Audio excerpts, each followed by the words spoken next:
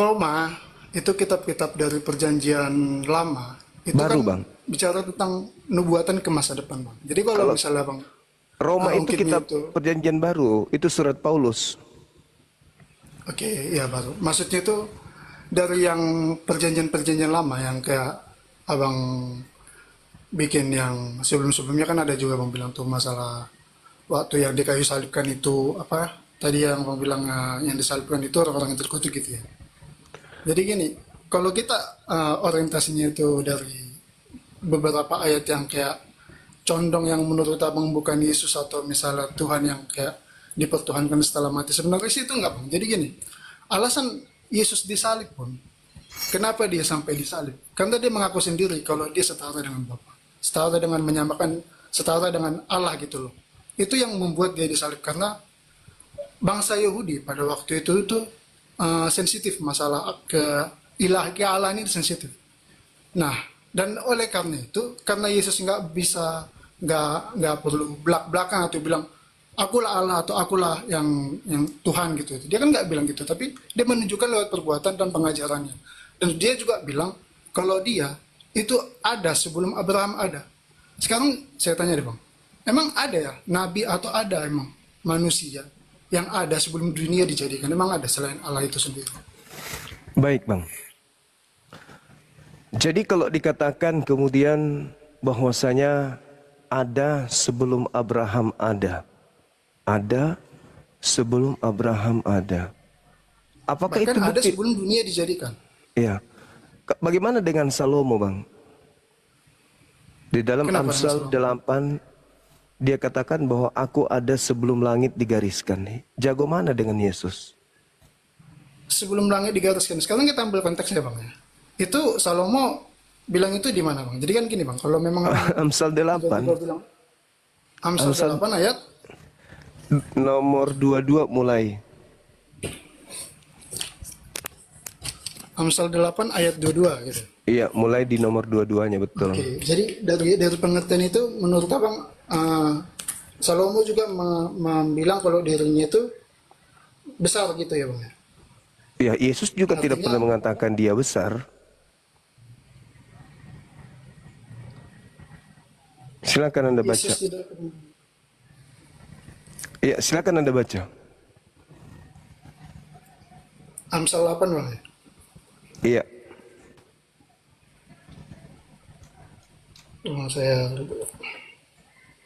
Saya harus buka.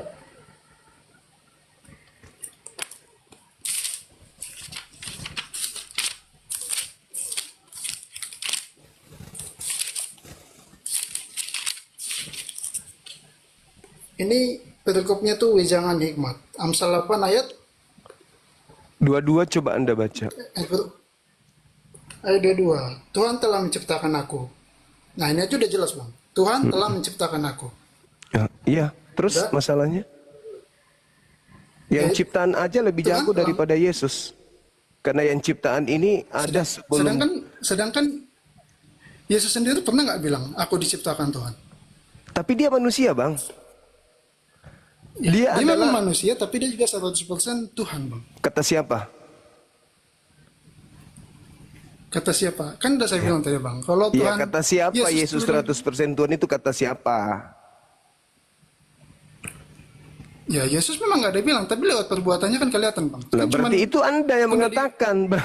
Berarti Anda yang mengatakan sesuatu yang tidak pernah Yesus katakan. Berarti Anda lebih Tuhan harusnya. Karena Anda lebih tahu Yesus tidak. daripada Yesus sendiri Kenapa? tentang dirinya. Kenapa saya bilang? Yesus Yesus Tuhan? berkata, aku tidak dapat berbuat apa-apa dari diriku sendiri. Yes.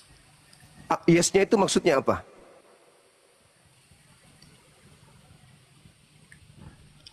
Yes Gimana, Bang? Anda itu maksudnya apa? Yes Anda itu maksudnya apa?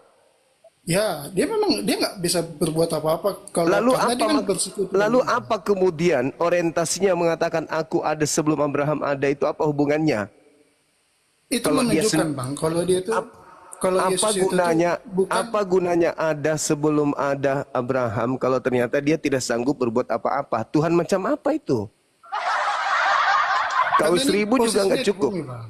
Jadi kan gini Loh, bang, jadi kita ambil ketika dia mengatakan aku ada sebelum Abraham ada, Oke, dia Bang, kita juga coba. posisinya di bumi. ini kan gini bang, kita ambil konsep dari awal dulu lah ya. Kenapa Ya. Yesus sampai ada di bumi? Jadi kan pada mulanya itu adalah firman. Jadi kan manusia itu nggak bisa berhubungan langsung atau nggak bisa ngelihat Allah langsung. Hanya lewat firman gitu bang ya. Nah, Orang-orang Yahudi itu karena apa? Orang-orang Yahudi itu gimana bang? kenapa dia? Dengan Tuhannya mereka intim, akrab mereka dengan Tuhannya. Datang di tiang Betul. awan, datang melalui Nabi Musa, kemudian dan seterusnya. Kenapa Anda yang membatasi? Ya kan gak ada yang ketemu sama Tuhan bang. Kan gak ada yang ketemu langsung gitu. Kan karena Tuhan itu suci, kudus gitu. Sedangkan gak ada manusia yang Oh, kudus. jadi yang ketemu Makanya langsung dibatasi. dengan Yesus itu artinya ketemu Tuhan gitu. Nah, Yesus ini kan setelah dia menjadi manusia gitu bang. Makanya kita bisa bertemu Oh, pada waktu itu. berarti maksud Anda pencipta langit dan bumi itu menjadi manusia. Yes, ya dia bisa. Itu Itu tadi kata yang jadi siapa? firman. Itu kata siapa? Ya kata Alkitab bang. Bukan kata Yesus. Jadi awalnya itu tuh ada Enggak, yang saya nubuatan ya, tanya Bang. itu kata siapa, bukan kata Yesus. Yang mana tuh bang? Bahwa dia adalah Tuhan jadi manusia. Yesus nggak bilang kayak gitu, tapi Ya, Yesus berarti bilang Anda dia datang ngarang, dari Anda sudah atas. 2 kali ngarang. Sudah 2 kali ngarang. Keciduk 2 kali melakukan penipuan, penyesatan di sini. Yang harus dipercaya itu Yesus, bukan ucapan ente yang sudah kebanyakan makan doktrin. Apa yang dikatakan Yesus tentang dirinya itu yang wajib dipercaya. Begitu besar kasih karunia akan dunia ini, dia menganugerahkan anaknya supaya yang percaya kepada Yesus tidak binasa. Ya, jadi Yesus yang harus dipercaya. Apa ucapan Yesus tentang dirinya? Aku diutus hanya kepada domba yang sesat dari umat Israel. Dia percaya dong sama dia. Itu makanya ada pertanyaan. Siapa yang keluar dari kubur? Kristen menjawab, Tuhan. Anda ditertawakan sama Yahudi. Apalagi Islam. Tuhan kok merangkak dari kubur? Gini loh bang, gini loh. Kalau abang nggak gitu apa ya, nggak gitu memahami, itu kalau kayak gitu ngomong itu nggak simetris gitu loh, sama kayak bagaimana Firman jadi manusia, bagaimana dengan Firman itu alam mengutus Roh Kudus gitu loh. Jadi kalau kayak gitu konsepnya ya kita nggak ketemu gini bang. Maksudnya itu Memang gak kalau ketemu. dari Abang itu mengajarkan ajaran yang tidak pernah Yesus ajarkan. Saya mengajarkan yang diajarkan Yesus. Beda memang. Coba Udah, abang mengajarkan sekarang gini, ajaran yang Yesus kalau ajarkan. Coba. kalau ada ayat Alkitab bilang kalau Yesus Tuhan, gimana kira-kira? Kira abang pernah tahu? Kalau Ucapan ada Yesusnya yang dipercaya, bukan kalian Kristen. Kristen ini kan bukan pengikut Yesus. Kristen ini pengikut makhluk yang keluar dari kubur. Beda dong. Jadi yang keluar dari kubur bukan Yesus gitu Bang? Bukan anak Maria yang keluar dari kubur. Berarti yang bangkit dan yang menemui murid-murid itu bukan Yesus. Bukan. Itu pengganapan dari nubuat Yesus akan datangnya penyesat yang datang kepada muridnya mengaku Yesus. Jadi itu penyesat gitu Bang, maksudnya Bang. Kata Yesus, bukan kata Kata saya. Yesus. Sekarang Jadi begini, saya buktikan abang ya. Penguasa dunia menurut Yesus itu siapa? Menurut Yesus loh. Bukan menurut Anda, bukan menurut saya. Menurut Yesus. Penguasa dunia ini siapa? Yang pernah datang kepada Yesus, aku akan memberikan kuasa dunia Iblis. kalau kamu Iblis. iblis. Oke, iblis. Oke. Yang keluar dari kubur mengatakan kepada aku telah diberi kuasa di dunia, itu siapa? Di dunia dan di surga jangan Ya itu disalahkan siapa? dong. Betul, di dunia dan di surga. Yesus Pengakuan dia. Pengakuan dia. Ya, Pengakuan Yesus. makhluk itu, ya oke, Yesus Kristus. Siapa yang memberikan kuasa? Kan dibilang aku Bang. Pernah, Iya, Abang pernah dengar ini waktu dibilang, maksud aku saya yang memberikan nyawaku dan aku yang berhak mengambilnya kembali. Sekarang maksudku aku tanya, ada yang rupanya keluar, nabi yang bisa sabar dulu. Yang keluar dari kubur mengatakan kepada aku telah diberi kuasa baik di langit maupun di bumi. Pertanyaan saya loh, siapa yang memberikan kuasa kepada makhluk yang keluar dari kubur ini? Oke, sekarang gini Bang, ini aku perlu validasi Anda lagi bisa masalah jawab dibilang. atau tidak bisa jawab? Ya bisa, tapi kan Ya, oke, kita silakan bilang, Anda ayatnya jawab. di Saya mana? tunggu. Ayat Alkitabnya di mana? Matius Abang baca 28 kan? Alkitab. Matius 28 nomor 18 nomor 19. Murid-murid Oke, Bang. ragu tentang makhluk ini. Ragu mereka. Siapa makhluk ini? Matius Murid 28 aja ayat. ragu apalagi saya. Enggak, lihat konteksnya, Bang. Memang pada masa itu murid ragu, makanya waktu Yesus sudah mati dan Pertanyaan bangkit. saya sederhana, Bang. Siapa yang memberikan kuasa kepada makhluk itu? Tadi apa bilang Matius 28 ayat 18, ayat berapa tadi? 19 sampai 20. Oke, ini perintah untuk memberitakan Injil. Ya, Yesus mendekati beberapa dan berkata, "Kepadaku telah diberikan segala kuasa di surga dan di bumi." Oke. ya. Siapa Karena yang itu memberi? Siapa yang memberi? Ya Allah.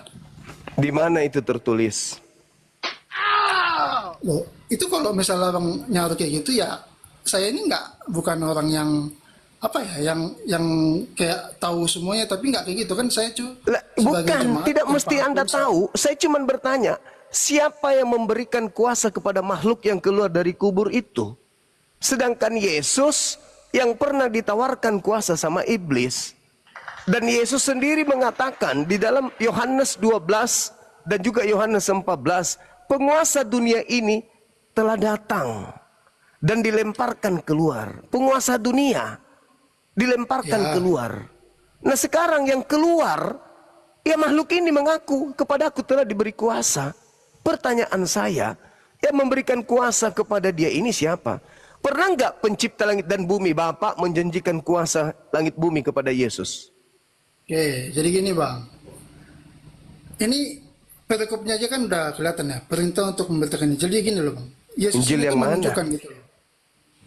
Ya ini ya Matius 28 ini ya. Ini kan perikopnya itu perintah untuk memberitakan Injil. Jadi ini tuh untuk menguatkan para murid sebelum Yesus naik ke surga gitu loh. Jadi di sini tuh Yesus Tunggu berkata dulu gitu Bang, tuh, kita deteksi dulu abangku. Kita deteksi dulu ini makhluk yang keluar dari kubur ini siapa? Itu dulu. ya Yesus. Sekarang jadi Dari kalau mana sekarang kalau Anda? bukan Yesus siapa? Dari mana Anda mengatakan itu Yesus? Apa alasannya? Oh, Yesus Satu, untuk alasan saya memenuhi, jelas. sabar dulu. Memenuhi syarat aja untuk disalib, Yesus itu tidak. Loh, kenapa enggak? Yang disalib itu orang yang melakukan dosa yang sepadan dengan hukuman mati. Yang kedua, Siapa itu? orang yang disalib itu adalah orang yang dikutuk oleh Elohim. Loh, kok jadi Itulah tertawa? makanya dibilang gini loh. Kok jadi tertawa? Itu tuh gambaran Bang, gambaran. Kok gambaran? Sehina-hinanya Yesus dibikin di bumi, itulah bukti pengorbanan. Oh, tidak itu. bisa. Sehina itulah Anda yang menghinakan. harusnya manusia itu. Tidak bisa. Syarat untuk disalib ada dua. Melakukan dosa yang sepadan dengan hukuman mati. Yang kedua, dikutuk oleh Elohim. Dua syarat ini dipenuhi Abang oleh pikir Yesus gak? Abang tahu nggak waktu dia dibawa ke Pontius Pilatus, saya tidak punya alasan untuk menyalibkan dia. Yang Bagus. minta disalibkan dia itu orang siapa? Orang Yahudi. Bagus. Yesus itu sebenarnya nggak layak disalibkan, jelas tidak. Tapi karena penolakan Yahudi kan, yang Pintar membuat dia sekali. jadi disalib. Pintar. Jadi Berarti gini, Bang, Yesus yang asli, dengar. Berarti Yesus tidak memenuhi syarat untuk disalib. Sepakat enggak? ya jelaslah dia tuh bukan orang yang pantas. Jangankan disalib sebenarnya, buat turun ke bumi itu aja nggak bisa, karena dia tuh suci.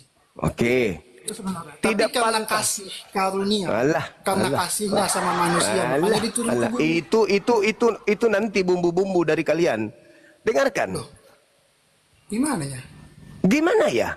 Apakah penulis-penulis Bible Anda hadir pada saat penyaliban? Murid Ya, muridnya kan yang bisa mana? menulis. Dengarkan dulu. Muridnya yang mana yang kemudian mendapatkan pengabaran seperti itu dari Yesusnya? Ingat, latar belakang terjadinya penyaliban terhadap Yesus itu Anda tahu? Oke, coba yang Anda tahu gimana, Bang? Enggak, Anda dulu, kan Anda yang punya doktrin, bukan saya. Tahu enggak apa latar belakangnya orang Yahudi kemudian ingin menyalibkan Yesus? Ya karena dia mengakui dirinya setara dengan Allah. Dia mengakui dirinya Itu adalah alasan-alasan yang dibuat-buat untuk membunuhnya. Yang melatar belakangi jadi- kenapa dia mau dibunuh? Oke, jadi yang Sampai dia masalah, dicarikan alasan. yang itu saya bilang tadi itu saya nggak mengetahui gimana. Begitu dong. Jadi yang pertama, menurut Yesus, alasan menurut Yesus, karena penguasa dunia sudah datang. Alasan menurut Yesus, karena dunia sedang akan dihakimi. Alasan menurut Yesus, karena iblis akan dilemparkan keluar. Alasan menurut Yesus, karena angkatan jahat minta satu tanda. Alasan menurut Yesus, kenapa dia harus disalibkan, mereka harus menyalibkan Yesus, karena kuasa kegelapan sudah mulai bekerja. Lukas 22 nomor 53, itu jelas Aduh. diterangkan oleh Yesus. Loh, itu kata Yesus, Ini Pak. saya jelaskan lagi ke Bang ya. Apa yang Anda ingin jelaskan kalau Anda sendiri tidak tahu dalil? Tahu, Apa? saya bilang nggak tahu. Cuman kalau Dogma, misalnya bilang gimana? pembodohan, Jadi gini, Bang. kekonyolan, kebotolan. Tuh, kan Apa yang Anda dijelasin ingin ya, Bang. jelaskan? Apa? Saya katakan Yesus kepada itu saudara, tunggu. Latar belakang kemudian terjadinya penyaliban menurut Yesus karena datangnya kuasa kegelapan. Dalilnya di mana? Lukas 22 nomor 53. Lukas 22 ayat 53. Silakan. Ini aku bukan, aduh, baca ini pun. Silakan. Ya. Gimana ya? 22 ayat 53. Iya. Kita baca kita malam nih Bang ya. 53. 53 Bang. Iya. Ini Yesus ditangkap ya. Perikop itu Yesus ditangkap. Dan ayat 53 ini adalah ayat yang terakhir. Padahal tiap-tiap hari aku di tengah-tengah kamu di dalam bait Allah. Dan kamu tidak menangkap aku. Tetapi Coba dibaca inilah dari saat 52-nya, Bang. Oke. Maka Yesus berkata kepada imam-imam kepala dan kepala-kepala pengawal bait Allah serta tua-tua yang datang untuk menangkap dia. Ini waktu malam dia ditangkap di Taman Getsemani kan? Katanya, sangkamu aku ini penyamun, maka kamu datang lengkap dengan pedang dan pentung. Padahal tiap-tiap hari aku ada di tengah-tengah kamu di dalam bait Allah dan kamu tidak menangkap aku. Tetapi inilah saat kamu dan inilah kuasa kegelapan itu. Oke? Dari penjelasan bisa, dari pemahaman aku. Silakan. Jadi gini Bang, kenapa Tuhan Yesus bilang inilah saat kamu dan inilah kuasa kegelapan itu digulingkan? Karena dia tahu inilah Kok digulingkan? Kok digulingkan? Kok digulingkan, Bang? Justru kuasa kegelapan baru mau dimulai. Bukan digulingkan. Jangan Tapi plesetkan inilah saat bibelmu. kamu dan inilah kuasa kegelapan itu. Inilah saat, inilah kuasa kegelapan itu Bang. Jadi yang menangkap Tuhan itu gitu loh. Jadi Yang kuasa dibikin kegelapan Yesus- itu apa? Upaya Kuasa penangkapan Yesus dan setelahnya kan? Setelah ini Kuasa inilah kegelapan itu saatmu. gini Bang. Tetapi inilah Kuasa saatmu dan kuasa kegelapan.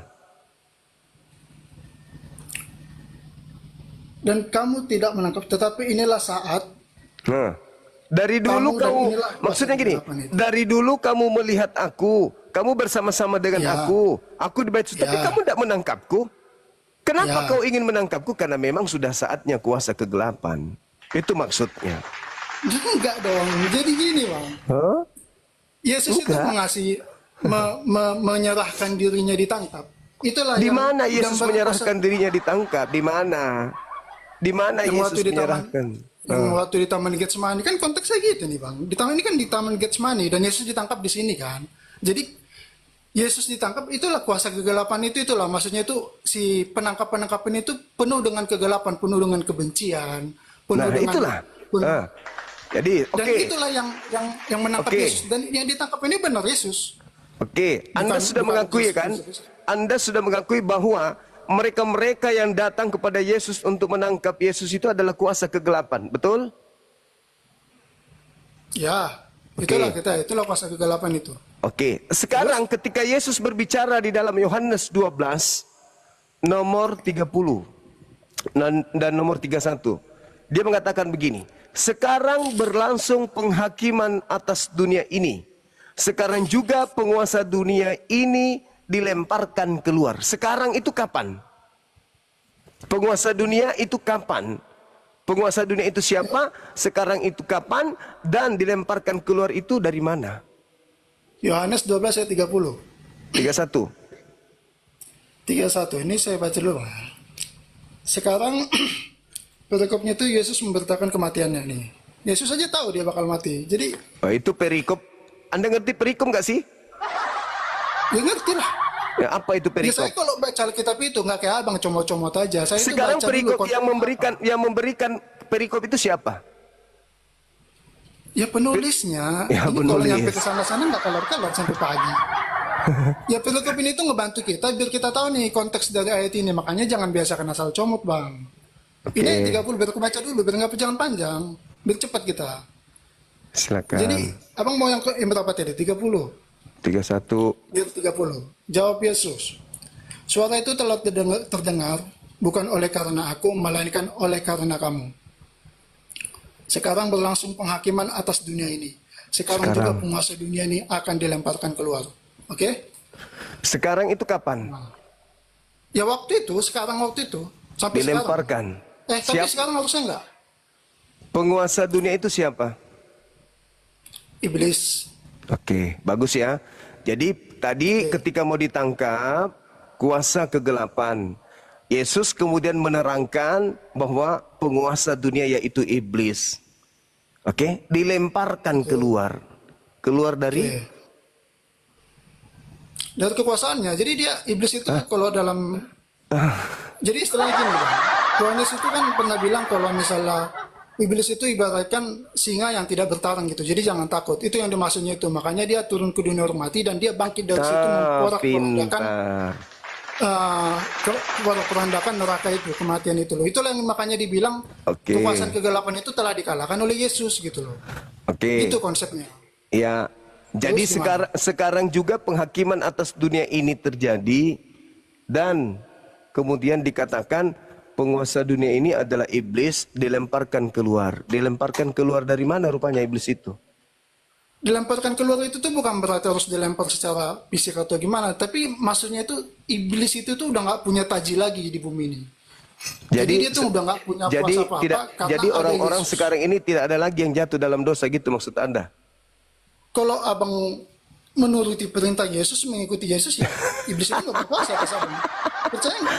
Aduh, saya lagi diskusi dengan Makanya iblis kita bisa kayaknya ini. orang Kristen bang, bisa dibilang dalam nama Yesus, dalam Ini saya diskusi dengan setan kayaknya ya Bang ya. Wah, kok gitu bang? Itulah. Iya, Anda sendiri kan kesetanan. mengatakan bahwa kuasa iblis tak ada lagi. Ya, iya. Ngawurnya Karena minta Yesus sudah ampun bangkit. orang ini. Mentang-mentang nggak buka kamera jadi bebas menyesatkan orang. Halilintar. Abang, Gimananya? Sekarang gini loh dilemparkan bang. maksudnya di situ dilemparkan dari alam kubur. Makasih Bang Indra. Kok jadi Ya alam kaget kubur? lah karena kamu itu cuma comot-comot ayat, tapi kau nggak mengerti isinya. Bang Ini Suma saya dibilang, ngerti loh, abang aja. Abang Hei. buka Alkitab, abang bilang baca ini, saya baca, saya kasih pendeskripsinya dan penjelasannya, abang nggak terima. Jadi dengarkan. Kalau Anda mau jadi murid jangan sombong. Iblis itu dilemparkan ke dunia orang mati. Paham? Iblis itu dimasukkan oleh Tuhan ke dalam kubur. Yesaya 14 nomor 12 sampai nomor 15. Jadi iblis itu terpenjara di dalam kubur. Nah, Jadi iblis Yesus nggak ada di bumi mengatakan gitu. apa? Jadi iblis nggak ada di bumi gitu. Dikubur. Di bumi Dia nggak ada. dipenjara dalam kubur. Oke, di bumi nggak ada. Kalau dikubur itu kayaknya bumi tuh. Hanya orang bahlul yang mengatakan kuburan itu bukan di bumi. Udahlah, jangan kau bertanya konyol. Jadi di situ dikatakan iblis itu masuk ke dalam kubur. Dimasukkan oleh Tuhan ke dalam kubur. Makanya Yesus ketika didatangi, Yesus dalam Matius 12, 38 sampai 40, angkatan jahat ini minta satu tanda dan tidak akan diberikan satu tanda apapun selain tanda Yunus. Sebab Yunus 3 hari 3 malam dalam perut bumi, dalam perut ikan, demikian juga kemudian anak manusia berada dalam perut bumi selama 3 hari 3 malam. Bangkit pada hari ketiga itu tanda untuk angkatan siapa? Baru saya baca, jangan kau plesetkan lagi. Kok aku jadi ngeplesetin? Nah, sekarang saya tanya kalau gitu. Tanda bangkit hari ketiga itu tanda untuk angkatan apa? Angkatan jahat atau angkatan benar? Ini berdasarkan yang Matius 12 ayat 38 tadi maksudnya Bang. Iya, Matius 28 ini tentang tanda Yunus ya. Pada waktu itu 38. berkatalah beberapa ahli Taurat. Ya, Matius Mm-mm. 12 ayat 38 kan. Iya. Dan orang Farisi kepada Yesus, Guru, kami ingin melihat suatu tanda daripadamu. Nah, ini kan di sini tuh murid itu ragu gitu loh, kayak benar nggak sebesar ini gitu loh. Yesus Apa menunjukkan kata gitu. Yesus? Yesus menjawab, tetapi jawabnya kepada mereka, angkatan yang jahat dan tidak setia ini menuntut suatu tanda. Lihat, itu menuntutnya kan merujuk kepada muridnya nih, karena masih nanya gitu loh.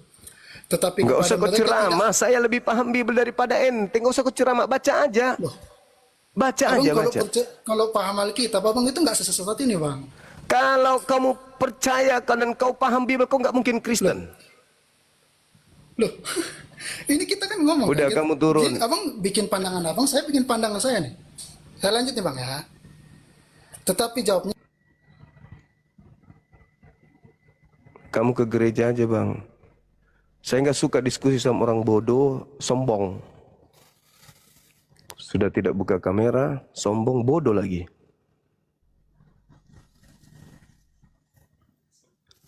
Halo, selamat malam.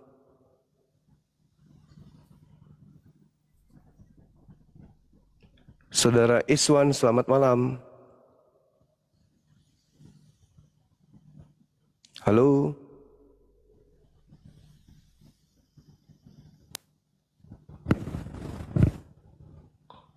Halo, selamat malam.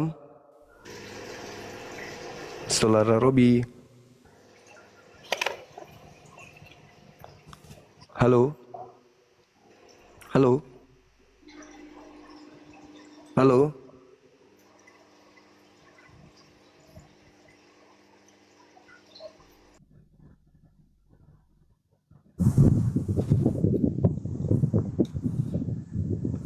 Halo, selamat malam, Saudara Aan.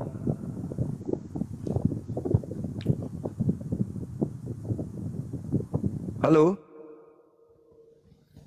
Banyak orang bahlul ternyata malam ini, teman-teman.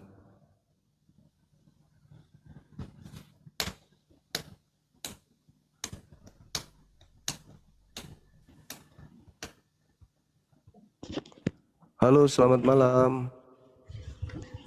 Selamat malam Bang. Ya, dari sekte mana? Saya dari Protestan Bang. Bisa buka kameranya, Bang? Nah, ini gimana cara bukanya ya? Tunggu. Oh, belum bisa ya.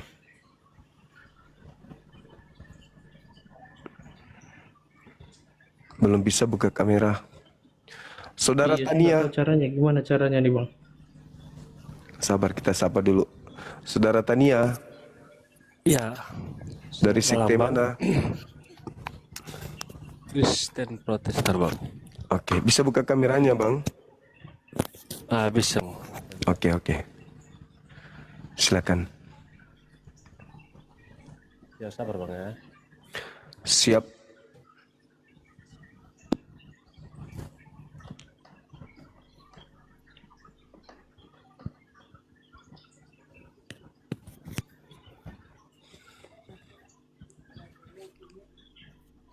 Oh, oke, Bang. Oke, siap. Dari Protestan yang Abang ya? Halo. Protestan ya? Ya, Kristen betul. Protestan. Betul, Bang. Betul. Ya, Oke. Jadi ada perintah, Bang, ada perintah kemudian di dalam Bible untuk menjadikan seluruh manusia menjadi pengikut daripada yang saudara sebutkan, Yesus yang keluar dari kubur. Tapi ketika kemudian kami pelajari ajakan untuk menjadi muridnya, kami menemukan banyak keganjalan di situ. Yang pertama, yang keluar dari kubur ini dikatakan oleh saudara kami Kristen bahwa itu adalah Tuhan yang berinkarnasi menjadi manusia. Tapi kami lihat di kitabnya orang Yahudi yang Anda gunakan terjemahannya, Tuhan itu tidak bisa dibentuk. Misalnya di Yesaya 43 nomor 10, Tuhan tidak bisa dibentuk. Engkaulah saksi-saksiku, tidak ada Tuhan yang dibentuk setelah aku dan tidak ada Tuhan yang dibentuk setelahku. Itu. Jadi Tuhannya orang Yahudi tidak bisa dibentuk menjadi manusia. Kemudian 2 Samuel 7:22, tidak ada yang serupa dengan aku. Berarti dia tidak serupa dengan manusia. Bilangan 23 nomor 19, Tuhan bukan manusia dan bukan anak manusia. Nah, sedangkan Yesus yang keluar dari kubur ini Tuhan katanya, tapi dia manusia. Jadi kami belum bisa terima itu. Yang kedua, Yesus sendiri mengatakan di dalam Yohanes 10 nomor 17 nomor 18, tidak ada yang bisa mengambil nyawaku, kata dia. Bahkan dikatakan sendiri oleh Yesus bahwasanya harus digenapi semua yang tertulis tentang aku di dalam kitab Mazmur. Kan gitu, Bang. Abang ada Bible nggak di situ? Ada, Pak, ada. Boleh dibaca nggak Mazmur 118? Boleh, Pak, baik, Pak. Oke.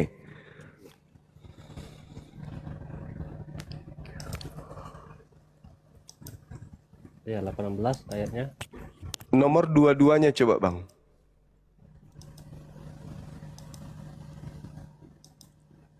Nomor 22.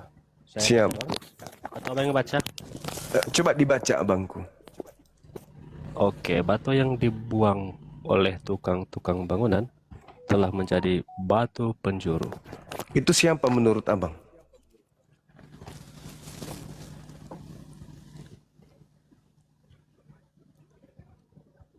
Itu siapa menurut Abang batu penjuru itu, Bang? Batu yang dibuang itu telah menjadi batu penjuru. Itu Yesus, Pak. Ya? Itu Yesus. Suaranya kecil, Abangku. Kecil banget. Yesus. Yesus ya. Sesuai dengan apa yang tertulis dalam Kisah Para Rasul ya. Kisah Para Rasul 4 nomor 11. Yesus adalah batu penjuru yang dibuang oleh tukang-tukang bangunan. Betul ya? Betul, Pak. Oke. Nah, kalau misalnya apa yang dikatakan Yesus di dalam Lukas 24 nomor 44 harus tergenapi semua yang tertulis tentang aku yang ada di dalam kitab di dalam kitab Mazmur, berarti benarlah bahwa yang Mazmur 118 ini itu ditujukan kepada Yesus. Kan gitu. Nah, boleh nggak dibaca nomor 17-nya? 17 di mana tadi di Mazmur, Bang? Ya, Mazmur 118.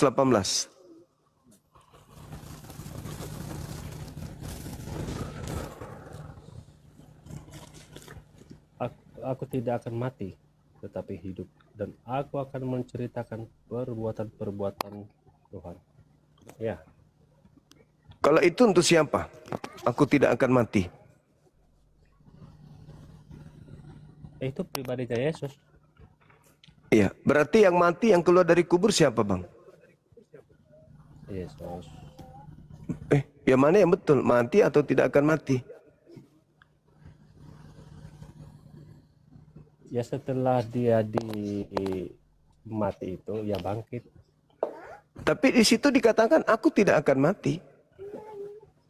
Suaranya Setelah kecil, dia Abang naik, ini. Emangnya udah. Bentar, Bang, ya. Dengar, Bang? Iya, dengar. Halo? Iya, udah bagus. Iya. Jelas, Bang, suara saya? Sudah jelas. Halo, Bang? Jelas, Iya. Bang? Sudah. Baik, Bang, baik. Di situ Yesus mengatakan aku tidak akan mati. Lalu yang keluar dari kubur siapa, Bang?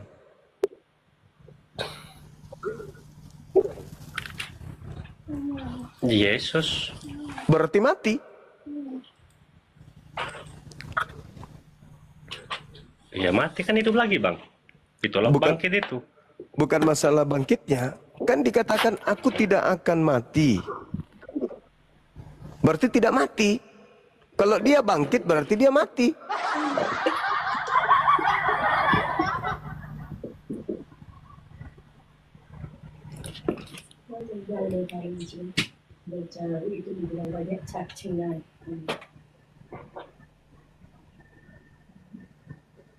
Yesus untuk Di situ apa? ya, dia kan mengatakan aku tidak akan mati. Dan aku akan menceritakan kemudian. Itu jelas itu, Bang.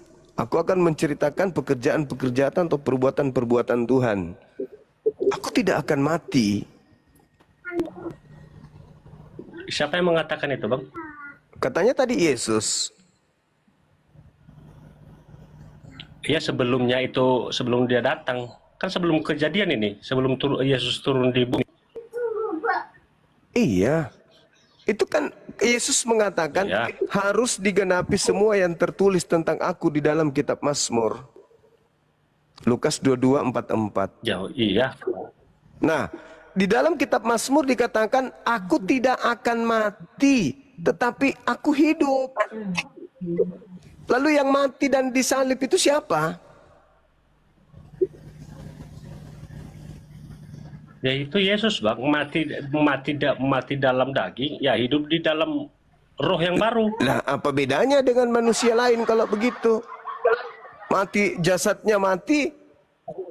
Tapi dikatakan oleh Daud juga mengatakan sesuai dengan khotbah Petrus di dalam Kisah Para Rasul 2 nomor 29 31 sampai 33, Yesus itu tidak ditinggal di dunia orang mati dan jasadnya tidak mengalami kematian. Lalu yang mati itu siapa?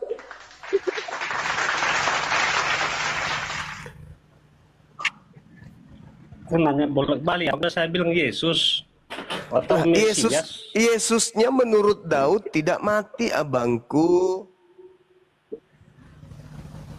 Kenapa Anda memaksakan yang mati Yesus? Berarti bertentangan dengan perkataannya dong. Baca dulu aja sebelumnya, Bang, bagaimana Daud itu, ya jangan sampai cubit situ. Lah, Ini kan memang harus membicarakan perbuatan-perbuatan apakah tidak benar. Iya, Bang. Yesus yang berkata, harus digenapi semua tentang aku yang tertulis di dalam kitab Mazmur. Bahkan Yesus mengatakan apa? Tidak ada manusia yang sanggup membunuh aku. Tidak ada. Yohanes 10, 17, nomor 18. Tidak ada manusia yang bisa membunuh aku. Tidak ada. Tidak ada. Lalu yang dibunuh di tiang salib itu siapa? Yang keluar dari kubur itu yang kalian sembah itu siapa kalau begitu? Sedangkan Yesus berkata, Kristus, Abang. berarti bertentangan dengan dalil. Yesus mengatakan, Waduh. waspadalah kepada penyesat yang datang kepadamu memakai namaku dan berkata, akulah Yesus Kristus. Akulah Kristus. Mereka akan menyesatkan banyak orang. Berarti ada penyesat yang datang memakai nama Yesus. Satu. Yesus juga mengatakan dalam Yohanes 12 nomor 31. Saatnya dunia dihakimi. Sebab penguasa dunia telah datang dan dilemparkan keluar. Saatnya sekarang penguasa dunia itu datang. Penguasa dunia itu datang. Dan yang keluar dari kubur mengatakan, kepada aku telah diberi kuasa baik di langit maupun di bumi. Kata Yesus, penguasa bumi itu adalah iblis. Kata Yesus loh. Nah, sedangkan yang kita sedang baca ini adalah Mazmur 118. Aku tidak akan mati. Batu penjuru yang dibuang oleh tukang bangunan ini tidak akan mati. Jadi yang mati di tiang salib itu siapa? Menurut Abang siapa?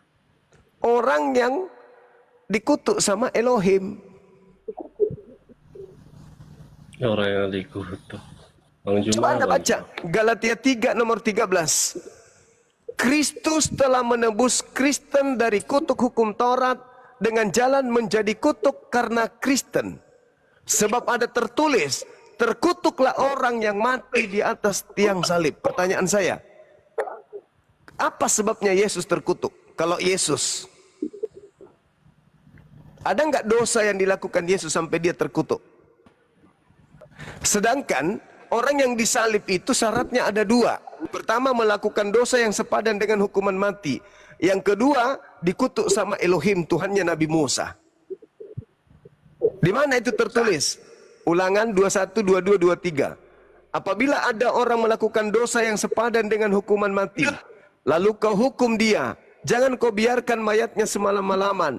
Karena orang yang dikutuk oleh Elohim, tidak boleh mayatnya menyentuh tanah yang diwariskan Tuhan kepadamu. Pertanyaan saya, apakah Yesus ini orang dikutuk? Tidak. Apakah Yesus ini melakukan dosa yang sepadan dengan hukuman mati? Juga tidak. Lalu siapa yang dikutuk? Ulangan 27, 25. Terkutuklah orang yang menerima suap untuk menyerahkan orang benar agar dibunuh. Itu siapa itu, Bang? Yang cocok di situ. Yang menerima suap untuk menyerahkan orang benar agar dibunuh itu siapa, Bang?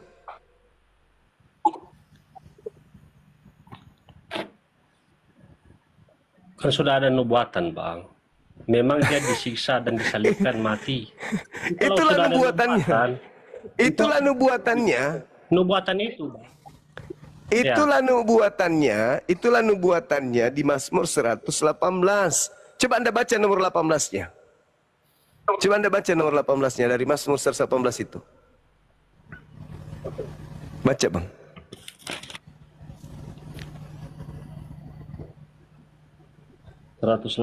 ayat Nomor 18-nya. 118 nomor 18.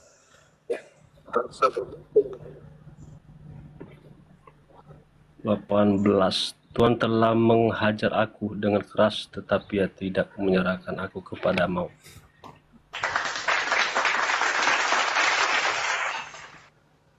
Dia tidak mengalami kematian.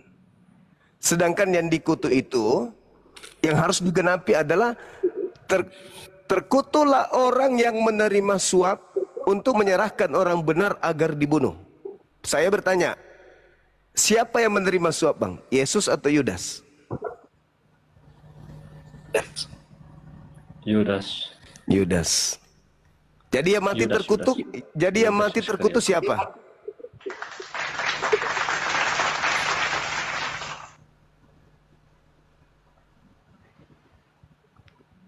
Jadi yang mati terkutuk siapa menurut hukum Torah? Yang menerima suap. Siapa itu? Yus.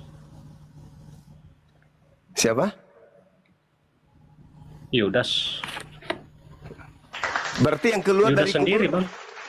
Berarti yang keluar dari kubur siapa? Yesus lah. Masa Yudas?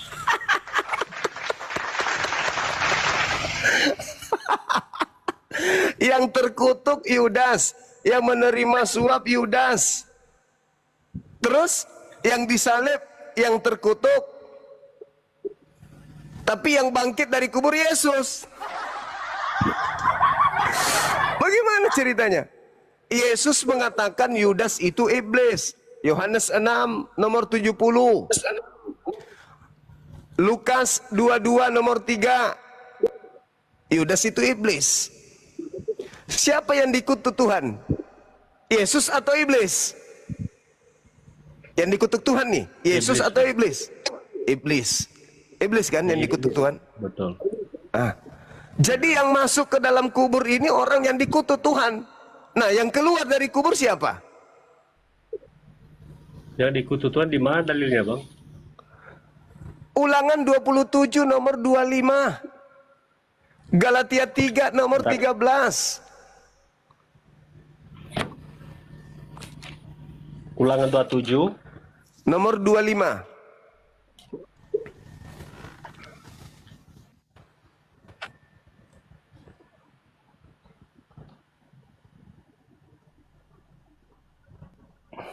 Nggak ada nomor 25 di sini, Bang.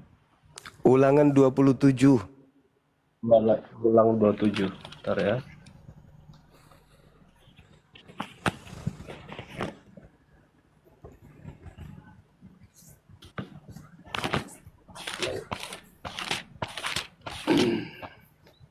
Nomor 25. Terkutuklah orang yang menerima suap untuk membunuh seseorang yang tidak bersalah, dan seluruh bangsa itu harus Amin. kata amin. Siapa yang menerima suap? Ya, iblis itulah bang. Ya, iblis. Terkutuk kan Tuhan mengutuk iblis-iblis Oke. Yang menerima suap yang siapa? hatinya itu jahat. Yang menerima suap? Yudas abangku, udah saya bilang tadi Yudas. Yudas. Boleh Anda bacakan? Pengkhianat itulah pengkhianat. Oke. Boleh Anda bacakan Galatia 3 nomor 13?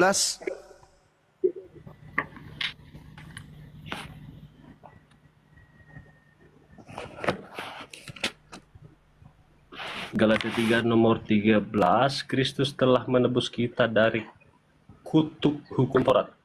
Ya. Kutuk karena kita, sebab ada tertulis, terkutuklah orang yang digantung pada kayu salib. Siapa yang Yesus Kristus telah membuat ini dari berkat Abraham sampai kepada bangsa-bangsa lain, sehingga oleh iman kita menerima roh yang telah dijanjikannya. Siapa tadi dibilang yang menebus dari kutuk Taurat? Siapa tadi disebutnya? Kristus kan? Kristus telah menebus kita kan? Kristus kan di situ, Bang?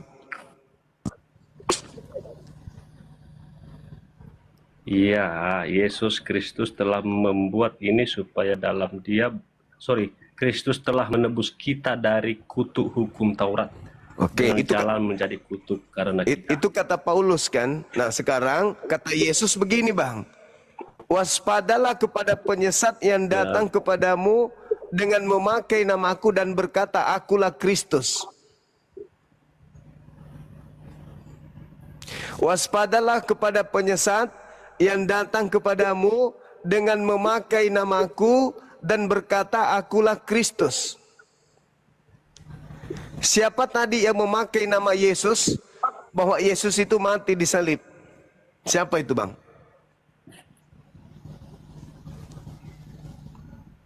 Waspadalah kepada penyesat yang datang kepadamu dengan memakai namaku dan berkata, akulah Kristus. Data nomor 24 dari Matius 24, sebab Kristus palsu dan nabi-nabi palsu akan datang dan melakukan tanda-tanda yang dahsyat dan mukjizat-mukjizat, sekiranya mungkin mereka menyesatkan banyak orang. Jadi ada Kristus palsu yang mati dikutuk tadi di atas salib bergelar Kristus. Aslikah dia? Sedangkan yang asli itu tidak dikutuk.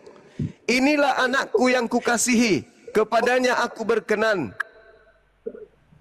Yesus berdoa, ya Bapa, permuliakanlah aku sebagaimana kemuliaan yang kumiliki di kehadiratmu sebelum dunia ada. Begitu besar kasih karunia Tuhan akan dunia ini, sehingga dia menganugerahkan anaknya yang tunggal. Barang siapa yang percaya kepadanya tidak binasa, melainkan memperoleh hidup yang kekal. Akulah jalan, akulah kebenaran, akulah hidup. Kok bisa dikutuk? Sedangkan ada orang yang memenuhi syarat untuk dikutuk, kenapa bukan dia? Yesus tidak memenuhi syarat. Ketika dia disidang, Pilatus sebagai pemutus kebijakan pada saat itu berkata di dalam Matius 27 nomor 18. Mereka, orang-orang Yahudi, menyerahkan Yesus untuk disalibkan karena dengki. Bukan karena dosa waris. Bukan karena nubuat dari perjanjian lama, bukan. Tapi karena dengki, iri, cemburu. Nah, adakah Yesus memenuhi syarat untuk disalib? Tak ada. Adakah Yudas memenuhi syarat untuk disalib? Ada. Lalu bagaimana dengan kebangkitan? Kebangkitan itu tanda untuk angkatan jahat. Di mana Yesus mengatakan tanda untuk angkatan jahat? Matius 12 nomor 38 sampai nomor 40. Kata Yesus, angkatan jahat ini minta satu tanda, dan tidak akan diberikan satu tanda apapun selain tanda Yunus, sebab Yunus 3 hari 3 malam dalam perut ikan. Demikian juga anak manusia akan berada dalam perut bumi selama 3 hari 3 malam. Berarti angkatan jahat diberikan tanda Yunus, yaitu bangkit pada hari ketiga. Makanya dikatakan kemudian di dalam khotbah Petrus kisah para Rasul 2 nomor 36. Jadi Yesus Kristus, jadi Yesus yang kau salibkan itu telah dijadikan menjadi Tuhan dan Kristus untuk angkatan jahat. Jadi orang yang percaya penyaliban, orang yang percaya kepada kebangkitan, itu adalah angkatan jahat. Sekali lagi saya katakan, Yesus mengatakan dalam Mazmur 118, aku tidak akan mati, aku tidak akan tersentuh maut. Dan Petrus pun mengatakan, Mesias yang dinubuatkan oleh Daud, jasadnya tidak mengalami kematian, dan dia tidak tinggal di kubur, melainkan dia diangkat oleh tangan kanan Elohim. Jadi tidak ada dasar pijakannya kemudian untuk menuduh Yesus yang mati. Contoh, ini kalau abang saya tanya, Yesus itu orang yang diberkati, Yesus itu orang benar, Yesus itu orang yang dikasihi, Yesus itu adalah jalan, kebenaran, dan hidup. Menurut Yesus, Paulus datang, dia menulis surat Galatia itu di tahun 52. Apa tulisan Paulus? Kristus telah menembus kita dari kutuk hukum Taurat dengan jalan menjadi kutuk karena kita.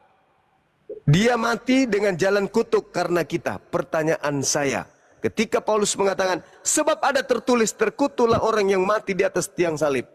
Maka pertanyaan saya, dari mana Paulus tahu kalau Yesus itu mati dengan jalan kutuk?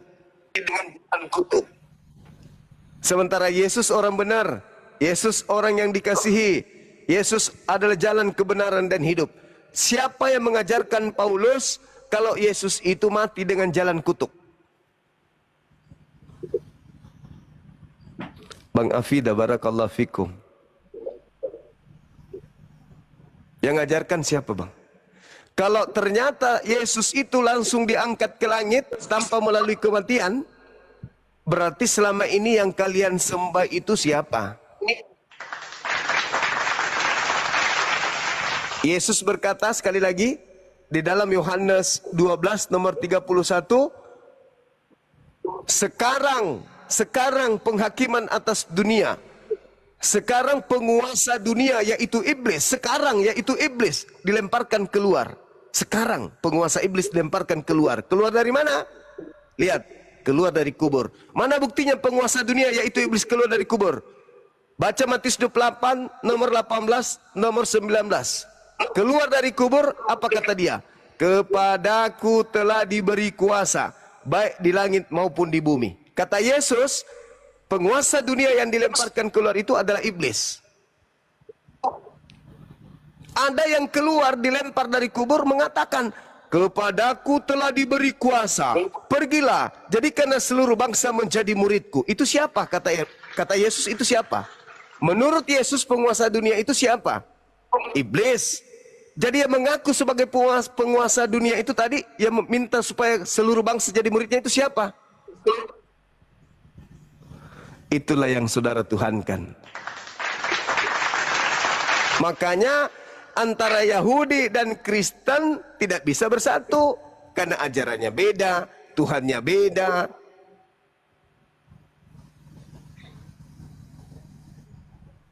Harusnya kalau Kristen ini betul-betul berasal dari ajaran Yahudi, ya rumah ibadahnya sama, Tuhannya sama, kitab sucinya sama, rasulnya sama, nabi-nabinya sama, hari ibadahnya sama, makanannya sama, cara ibadahnya sama, tapi faktanya berbeda, bertolak belakang. Ini bukti bahwa yang kalian tuhankan yang keluar dari kubur ini, kata Yesus, waspadalah kepada penyesat yang datang kepadamu, memakai namaku dan berkata akulah dia. Jangan kau percaya dia, mereka akan menyesatkan banyak orang. Mana orang banyak yang disesatkan oleh Yesus palsu ini? Karena dikatakan waspadalah kepada penyesat yang datang kepadamu memakai namaku dan berkata akulah Kristus. Mereka akan menyesatkan banyak orang. Pertanyaan saya, mana orang banyak yang disesatkan oleh Kristus palsu? Kalau bukan Kristen, lalu orang banyak itu siapa? Islam bukan pengikut Kristus. Hindu bukan, Yahudi bukan, Buddha bukan, ateis juga bukan. Satu-satunya kandidat pengikut Kristus hanyalah Kristen. Kristus palsu akan menyesatkan banyak orang. Begini Bang. Ya, silakan.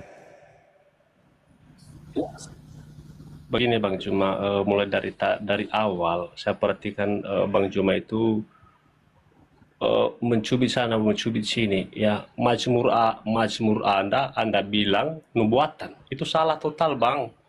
Karena kenapa? Daud itu bukan nabi. Bukan nabi itu Bang. Nabi itu Yesaya, Yeremia, Mikha. Boleh Ya. baca kisah para rasul Jadi 2? Anda paham artinya. Boleh Jangan baca dulu kisah para rasul nabi 2? itu apa? Pengertian nabi itu Bang, abang tahu dulu. Arti nabi. Nabi Pengertian itu, dan definisi nabi. Nabi di dalam ulangan, Ya. bilangan dikatakan, Definisinya. jika di tengahmu ada seorang nabi, maka aku Tuhan akan menyatakan diriku kepadanya dan aku akan berbicara kepadanya melalui mimpi. Sekarang Anda mengatakan Daud itu bukan nabi.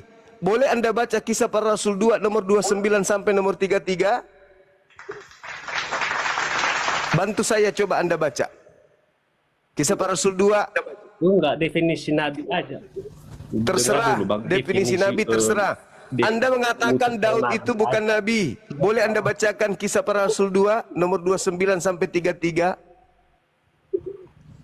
Bang, mulai dari situ saya lihat banyak kelemahan Bu Bang. Jangan asalkan ini dan itu dan ini karena Sekali lagi, perlu saudara. ya, Bang. Perlu. Sekali lagi, saudara. Boleh Abang Anda tadi- bacakan saya kisah para rasul 2 nomor 29 sampai nomor 33? Ternyata bohong itu Bang. Boleh Anda Ya, bacakan karena kisah para yang rasul namanya 2? Daud itu raja Bang, bukan nabi. Dengar dulu Bo- Bang. Daud itu raja, bukan nabi. Oke. Boleh Anda Pemimpin baca Israel. kisah para rasul 2 nomor 29